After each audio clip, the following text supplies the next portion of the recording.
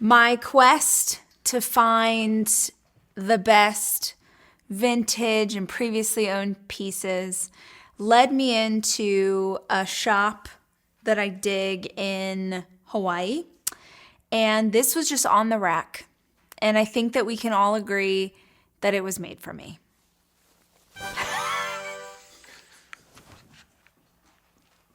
Are you dying? It's Jeffrey, guys. It literally says Schnauzer. It's a picture of Jeffrey come on, buddy. Come on. What do you think? Do you like it? You smell a little funny. What'd you get into? Why doesn't he have a shirt of my face, Jack? You're supposed to be the dog stylist. Can you believe? You just never know what the spirit guides and the spirit dog guides are going to guide you to when you're on your hunt for vintage clothes. And honestly, I bought it, and like my favorite part of it so far is wearing it for y'all. So I'm going to be that person that's just rolling around like at some cool chic bar or restaurant or something. No, I can't hear while I'm there, but I am rocking this Schnauzer t-shirt. So I'm just there. The guy was like, oh, you like dogs? I'm like, no, it's literally my dog. My dog is on this thing. I actually have been finding, get out of the plant, bro. Jeffrey, that peace lily didn't do anything to you. I'm trying to bring that back from the brink. Oh, can you see the money tree? You see it there? Do you know what a money tree is?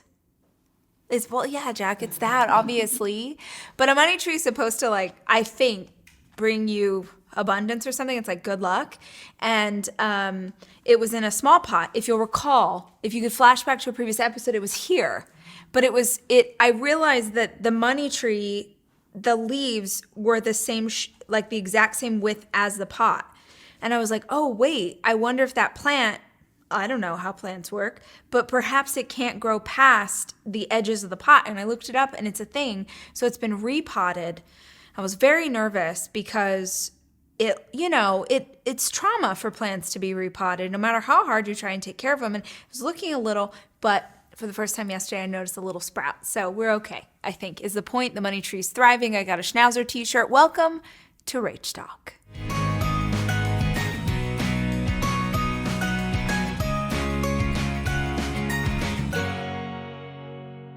Let's talk about introverts versus extroverts because clearly I'm an introvert.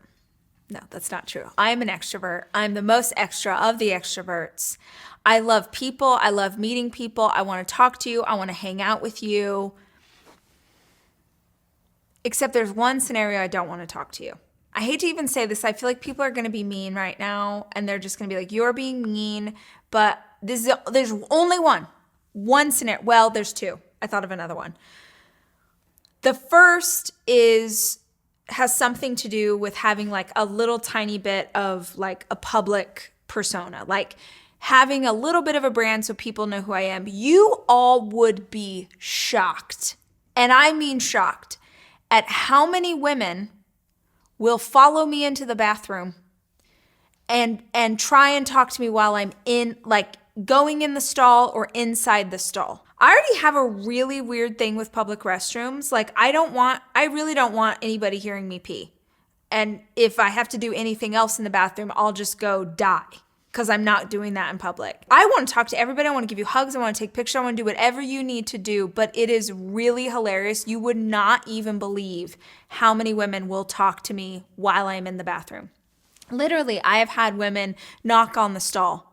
Rachel, I saw you go in there. I love your podcast, Rach. I love it. It has helped me so much. God bless you. I just wanted you to know. I'll wait for you out here. We'll get a picture when you're done. And I'm like, and I'm doing like, I'm holding the pee in because the second someone talked to me, I had to like freeze midstream, work all the Kegel muscles to like hold the pee inside my body because I'm like, oh my God. So that's a time when I don't really want to talk to strangers. And my second time has nothing to do with being any kind of anything. It's just like a life rule. I don't want to talk to you on a plane. Nothing to do. I mean, you're a stranger. You don't know me from Adam. Or I just don't want to talk to you on a plane. And because here's the issue. if you talk to your seatmate on a plane and they're a talker, you're locked in.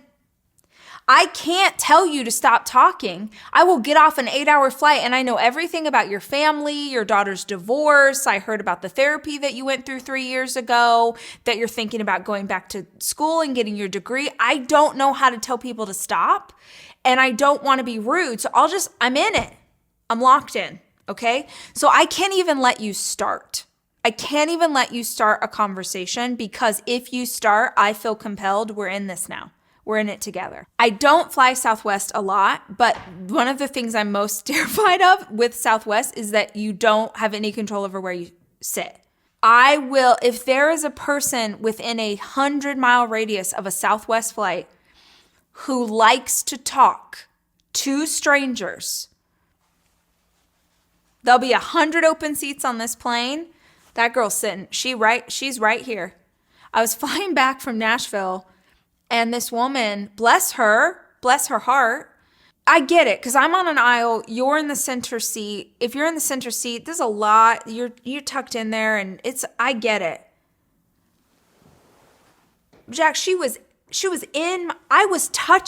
touching my person, but my arm wasn't even on the armrest. It was I got a 2x2 square right here, or whatever this is. I'm in it. I shouldn't feel you. I shouldn't feel you in my space. I don't want your skin to touch my skin. I don't know who you are. I only know one way to handle this, and that is very visibly to wear headphones. Now, ladies or men with long hair, if you're going to try and pull this off, you got to pull the hair back. Because if it's like this and they can't see that you're wearing headphones, you're locked in that situation too. Because I even try and make a big deal about it. They'll be like, chatty, chat. And I'm like, I make a big deal about being like, oh, what? Oh, sorry, I was listening to music. And they're like, oh, no problem. Here's my life story. Or I'll be like, I'm sorry, I was listening to a really incredible podcast. I don't want to, what did you need? Was there something? I sound like a jerk. I'm not a jerk. I love making friends. We're in line at the grocery store. Let's go. You see me at my kid's baseball tournament, happy to chat. You want to talk to me at the spot, whatever. But I don't want to talk to you on a flight. How do you feel about that, Jack? Absolutely no talking on a flight. I can't hear you up there. Right. We already talked about this. I can't hear you. And the people also, can we have a minute? Now I'm really going to go in. Now I'm really going to say something controversial. The people who have a very long discussion on flights. Do you know what I'm talking about? Like someone in front of you, let's say two business people, for example, and they want to talk about the mergers and acquisitions of the company or whatever for 4 hours. And the only way that you can do that is to raise your voice above the roar of the engine. And now I got to listen to you over Taylor Swift. I'm trying to listen to the Lover album, bro. I don't want to know about how Cheryl in accounting isn't living up to her last review. Do you know what I mean? Is it just me? Can you hear, when other people are having conversations, can you hear it? Or am I just, you know what my thing is? I need to maybe watch more movies or something on planes. I read books. This is my problem.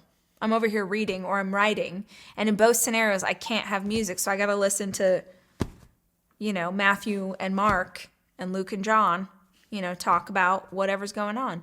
Remember when I got the shirt though, Jack? Still over here. Still killing it. Extroverts. Okay, here's a question for the group. Comment below. Let me know. Are you an extrovert or are you an introvert? Or I think there are also mixes of this, because I am an extrovert. I love people and I love being around people, but I do have to go refuel. I know people who are extroverted and they get all of the energy from the people, and I love being in it, but I do have to go retreat and get my energy back and then sort of come out and try again. But I am an extrovert and I am in love with an introvert, a very deep introvert. And it is hilarious. And when we were first dating, we're going to find the video and maybe if we put the name of the artist or whatever, we could share it. It's so funny, but it is a perfect cartoon of what it's like to be an extrovert and an introvert in a relationship.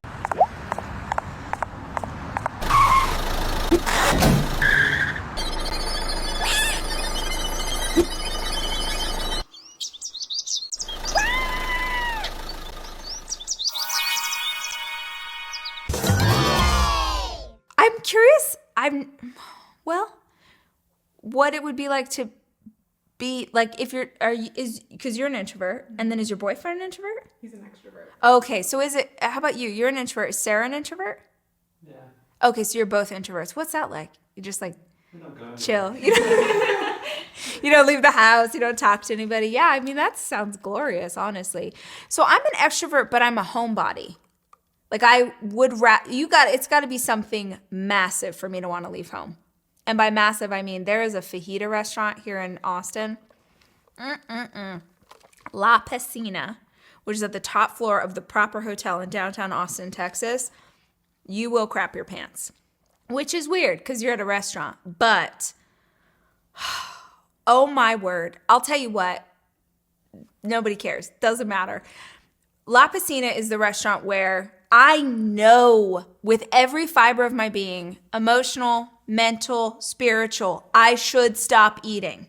I've passed a point of no return. It's uncomfortable and I literally can't stop. Jack, they give you fajitas, like old school where it's like on fire or whatever, and there's all the delicious things. I'm making myself so hungry right now. Ooh. On that platter is a tiny bowl of garlic butter. Like we have, what is this, Pizza Hut? What are you talking about? No, because you're going to make a taco and then you're going to dip it. Oh, it's so stupid, you guys. It is so stupid. It is, Why did I get on this topic? How did I? This is also what is very hard for Boo. Not just that I'm extroverted. We've talked about this. I never stop talking. Never. He's been out of town for like 10 days and he comes back today. He better get some earplugs. He better get ready. Because I have not, let's go. We've done FaceTime. That's not enough. I got all kinds of ideas, questions, theories. I want you to tell me I'm pretty to my face without a screen involved. Like, have you seen my Schnauzer shirt? Come on, bro. We're doing something here. Also, I think we're going to go get fajitas on date night tomorrow, so that's why it's in my brain. Also, what I want to do, how many times do I say also in this show? Do you edit out a lot of alsos? Do you edit out a lot of so? At least I know. I know my strengths. I know my weaknesses. Strengths: gorgeous, funny, good writer, good mom, humble. Weaknesses: it was cold water, but I've stopped with that, so that's good. Sort of on the subject, but also like kind of on a more serious note, I saw this quote the other day from Mindy Kaling. What, you're a fan of Mindy Kaling? I saw this quote from Mindy Kaling the other day where she was talking about like how there's people who don't like her because they say that she's full of herself. And she's like, I'm not full of myself. I just don't hate myself. And I think that it's really hard for people to look at women who love themselves and are confident in themselves and not decide that they dislike them. Totally miss you. Put the actual real quote, please find it.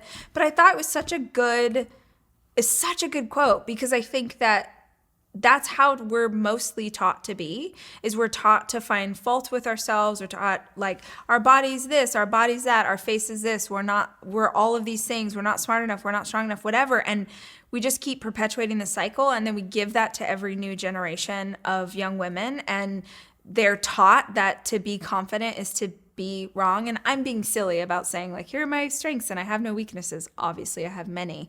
But I've been working on that a lot in the last 6 months of just like, I love and accept myself as I am, not as an affirmation or something cheesy, but like the amount of times I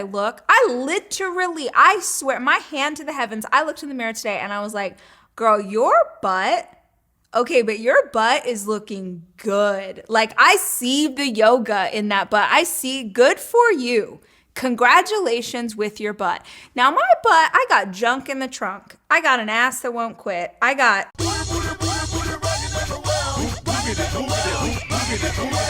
When I was in high school, I used to get teased about how big my butt was, and I was so embarrassed by it. And I'm sort of like a pear shape. I got more going on down here than up here, even with the doctor's help. But I do think that that's a really powerful thing to ask yourself, especially with so many women and young girls watching this show, is are you saying more things about yourself that are negative, or are you saying more things about yourself that are positive?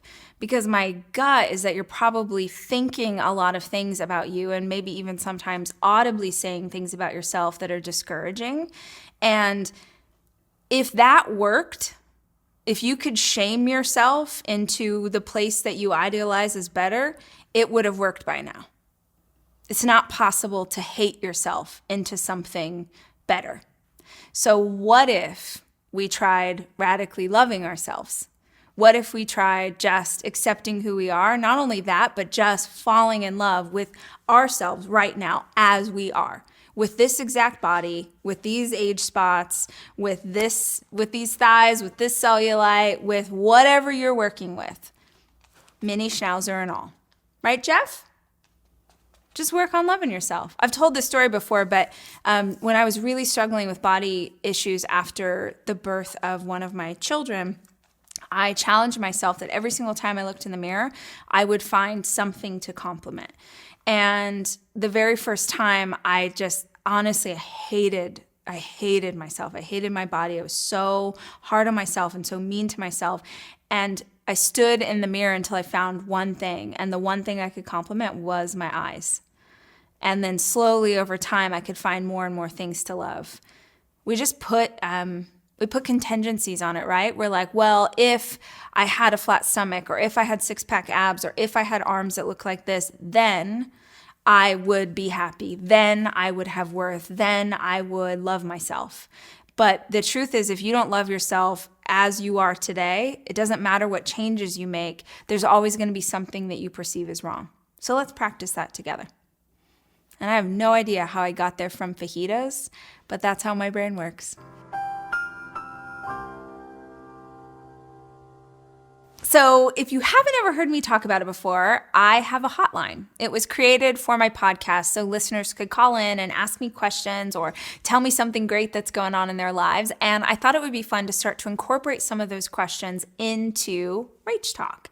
So we're going to listen to another voice note from y'all. But if you have a question that you want me to answer here on the show, or maybe turn an entire podcast episode out because of it, you're going to call this number right here, which I don't remember, but Jack will edit it later. And you're going to call this number, you're going to leave us a voice memo. But Nicole, will you tell us what's the question we got today? Hi, my name is Miranda, and I listen to your podcast all the time. And so I wanted to ask a question that me and a friend kind of have been struggling with. I have one friend that I've known my entire life, and we want to know how to make other friends, like in this very technological type of age that we're in, and COVID and, everything like that. It's hard to connect with people, and especially being a mom and having to deal with tiny humans. But we just kind of want to know, what are some ways that you can make friendships and act like genuine connections, not just, meeting people, but actually making genuine connections when it seems so hard lately? Yeah, really good question, Miranda. Thank you for calling in, because you're not the only person that's wondering this. We are getting so many questions right now, customer service and on the hotline, of people just like you who are asking questions about friendship. So I feel like this is something we're really craving. We're craving that connection after so many years of not always having the ability to be around other people. So just a few thoughts that I have on this. The first thing I would say is, you asked, how do I make a genuine connection? Not just meeting people, but have sort of a genuine relationship form. And I think it's worth saying that you don't really know if it's a genuine relationship that's going to form until you've hung out a few times. So I don't know that in this instance, it's sort of like, oh, that first encounter will tell you whether or not this is going to be a lifelong friend or someone that you have a deeper relationship with. I think that you need a few hangout sessions to know if that's true. So I don't really believe in the idea of kind of just scattershot, right? Like just asking everybody, or like all the moms at the school drop off or whatever. You're just going to start asking 10 people and hope that one of them turns out to be your long lost best friend. Jeffrey, you're not my long lost best friend. I'm trying I'm trying to help. Can you try and help? That's what I thought. Anyway, Miranda, I'm sorry about my schnauzer. The second thing that I would say, and this is a really big one that most people miss. Don't think that your close, dear friends are going to be people who look, act, think, vote, are the same age as you. I remember I was hanging out with some friends that are around my age, and I was telling them that I had just been on a trip with a friend who's in her late 50s. And one of my guy friends was like, you have like not your aunt, you have a friend, like an actual friend that you go on vacation with that's in her late 50s. And I was like, yeah, why wouldn't I? Like assuming that your friend needs to be the same age as you or needs to do the same job or even needs to be a parent like you're a parent, like I think that that's why we miss out on so many opportunities is because we're looking for someone who's like us instead of looking for commonality. So most of the friendships I have are people that I have met because we had something in common. So whether it's, you're doing mommy and me yoga because you're into yoga and you have kids and then you meet other people there, or you have a hobby that you're really into, or there's something that you want to pursue, like I'm trying to do songwriting, or when I was becoming an author, I met so many aspiring writers that became friends of mine because we had something in common. And even if we didn't have the same lives, in fact, many of them have very different lives than I do, we are connected by this one thing that we can go deep on, which is going to be my third piece of advice to you. And this is maybe the most important. In a world where it's all very superficial, show up authentically and go deep fast. So if I can meet you for the first time and it'll be like, hey, how are you? And I'm like, you know what? I'm in a really hard season right now. Or like, oh, actually, I got a toddler that's learning how to sleep through the night without wetting the bed. So like, that's a whole thing right now that I'm trying to navigate. I don't do the small talk thing. I never have. I think that's probably why I hope I'm pretty good at being a podcast interviewer, because I genuinely want to know how people are. And I will tell you, this is the more successful someone is in the area that we perceive them to be a success, the more they're looking for people who actually want to know about who they are as a human being. So when you have the guts, when you sort of raise your hand and are willing to go first, I think that you instinctively are going to go to a deeper place, which is something that you're craving, faster. You'd be surprised, like every time I'm, a barista's making my coffee, every single person that I walk up to, server, grocery store, everybody, I always ask the same thing. It's the same thing that I ask Matthew McConaughey when I'm starting a podcast interview with him, is the same thing that I ask the person that I'm ordering an espresso shot from, which is, how are you? And you would be surprised at how many strangers out in the world are just desperate for someone to care how they're doing. Be open to where you're going to meet that friend. Be willing to give it a few chances and connect over a shared hobby and go deep. Those are my pieces of advice for making more genuine friendships as an adult or a kid, honestly. Okay, guys, thanks so much for hanging out. I hope that you got something out of today's episode. If you did, please subscribe to my channel wherever you are watching or listening to this. Subscribe so we can be friends and you can get a notification every single time we post a new episode. I will be back next week with more conversation. And until then, remember, I love you and I'm rooting for you.